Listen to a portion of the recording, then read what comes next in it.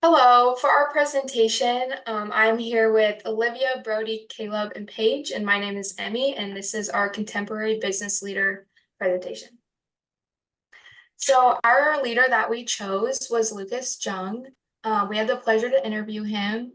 Just a little background information on Jung Electric. Jung Electric was started by Lucas and Justin Jung, two brothers from South Dakota. Both Lucas and Justin saw an unmet demand at ethics and quality in electrical work.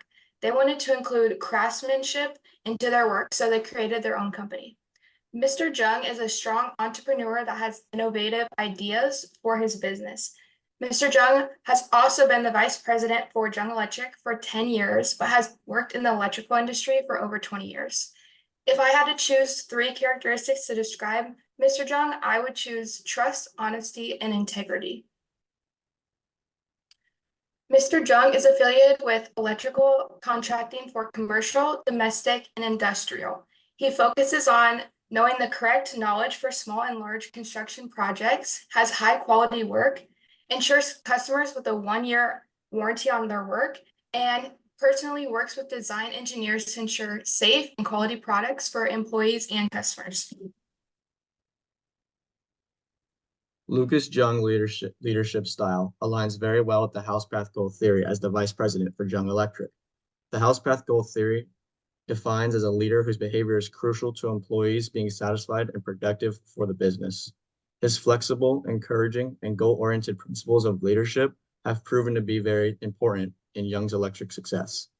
Lucas used a directive leadership style by outlining expectations and goals in accordance with within the house path goal theory. In addition, his helpful personality created a cooperative and goal-oriented culture inside their workplace within all the employees and team members. Okay, so their greatest achievement was creating a successful company from nothing.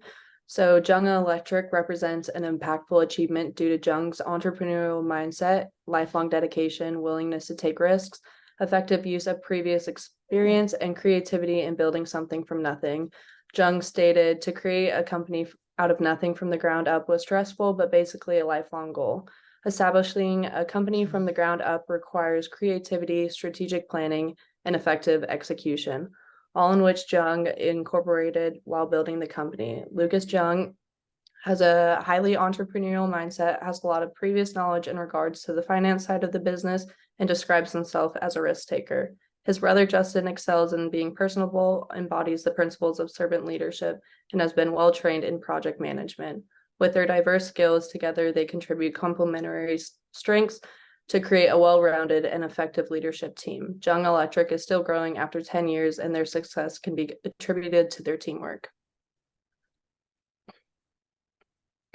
In part A of the Likert scale, Mr. Jung scored highest in listening, awareness, conceptualization, foresight, stewardship, and building a community. Mr. Jung incorporated all of these while building his team or his company and focused highly on conceptualization and foresight. By combining effective communication, stability, adaptability, strategic planning, responsible management, and a focus on team dynamics, Mr. Jung was able to create an environment that encourages innovation, resilience, and sustainable growth for Jung Electric.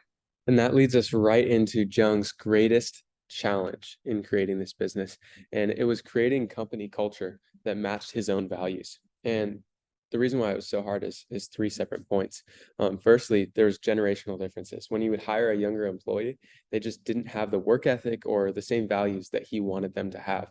And secondly, customer service. People don't come in with a natural customer service attitude, usually if they haven't worked in a service business. And three, was just if someone didn't exemplify these two characteristics of wanting them to adapt to his hard work and adapt to customer service and adapt to the standards of the company, then you would have to let him go. And picking up that slack from employees not being there or not showing up or letting them go was definitely hard. And it was this period of really hard time for Jung and his company. But they created the company culture because he said, challenge accepted. He said, I'm going to go after it.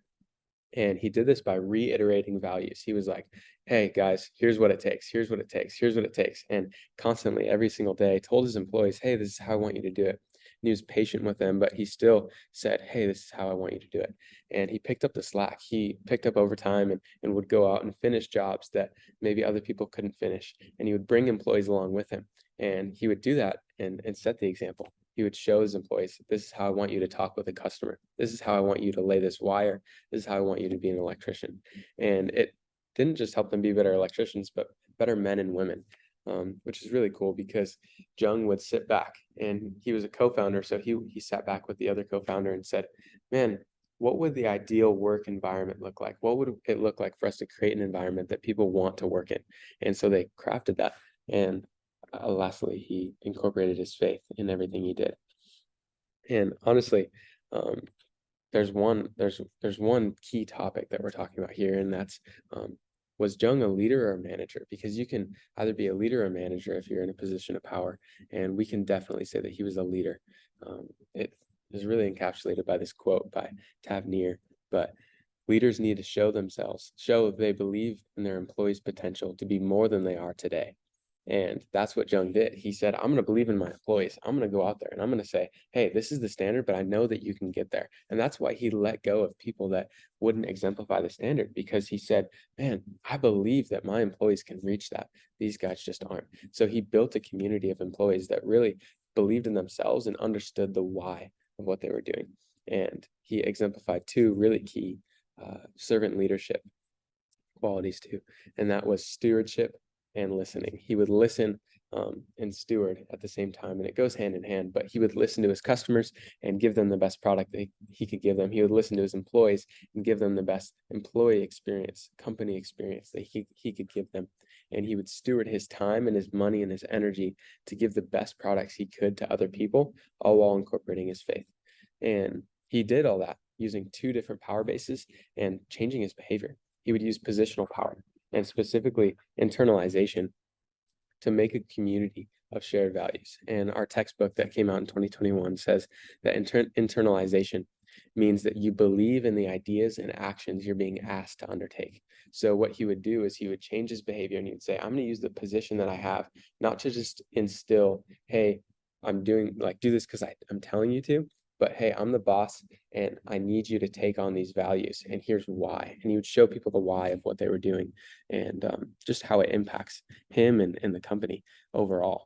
And secondly, he used personal power to gain the trust of younger employees, because employees can come in kind of thinking they're the hot shot, thinking, oh, I've done electrician before, or maybe I don't know what I'm doing, but I'll figure it out, whatever. And he used his personal power and positional power to say, no, I'm an expert in this field. I have personal power. I'm an expert, and I've done electrician work for a long time. So he set such a high standard that people depended on him. And that was the behavior that he changed. Was he said, I'm going to set myself to these high standards so that everyone else can reach them too. And he exemplified what it means to be an expert electrician, so that other people follow that and look up to him and depend on him.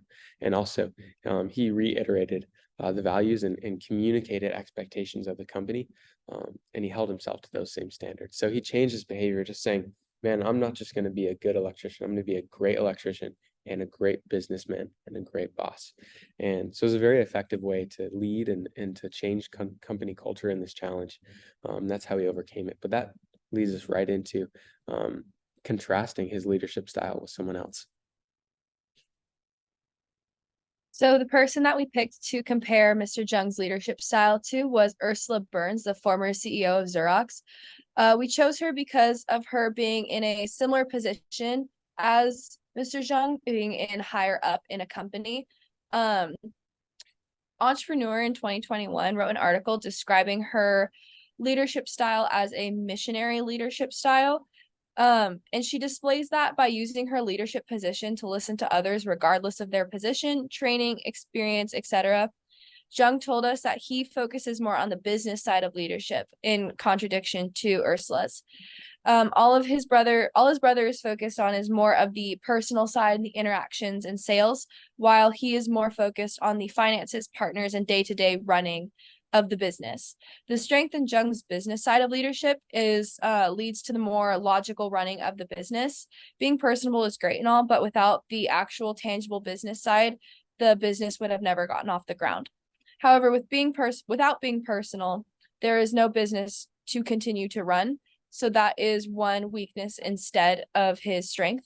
Ursula Burns does a great job of being personable in her leadership style. However, she focuses more on people rather than on the business. So the weakness in her style could be lack in business formalities. The relationship between the organizational mission, vision, and strategy, as well as the entrepreneurial mindset, is a direct correspondent for Jung. His largely entrepreneurial mindset transfers into everything he does. As you can see in the graph on the Likert scale, he scored 5s in almost everything with only 4 4s in different categories and nothing 3 and below. One of his biggest stressors was a consistent mission and vision statement that would break down the company, the standards and goals in clear and precise words. As quoted in a research article by Ireland et al. In 1992, a effective mission statement describes the firm's fundamental unique purpose. So this was something that was really important to Jung early on.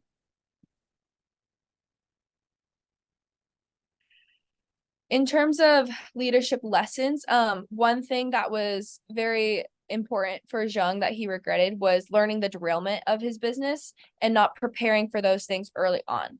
One of the things that he really emphasized with us was knowing how to protect your assets, especially.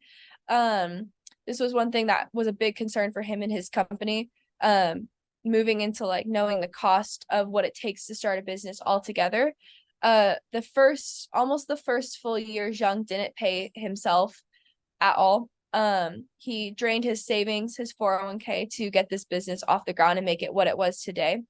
So understanding that was something that was very heavily relied on for him and his brother in starting Jung Electric. Something that was pivotal to their success, however, was understanding what he called the business side of business. He preferred, like I said before, the logistical behind the scenes running of the company rather than the sales side of his business like his brother does. This is also essential because many people don't think about the part of business that pays the employees or the rent, but they just rather think about the part that makes the business itself. And so this was something that he felt was really emphasized that he wanted us to understand. Moving into reflections, just as an overview of everything that we've learned about Jung and his company, we chose him overall because he was a prominent business leader in the electrical industry. Like we said, he was vice president. He's been with the company a long time and started it with his brother. So he takes pride in his craftsmanship and running that business because he poured a lot into it. And then in terms of our leader that we chose to compare him to, we chose Ursula Burns because while they are both in the same sort of role, being higher up in the company, they went about leading in different ways, which highlighted the different leadership styles can still accomplish similar goals. And then as far as challenges that we faced while interviewing was not getting the answer we hoped for. So to combat this, we asked a follow-up question to challenges outside the business. This question was, how does the business side differ from the process of starting your own company? We learned that it takes a lot of hard work and dedication, as well as sacrifice, to be an effective leader. Thank you.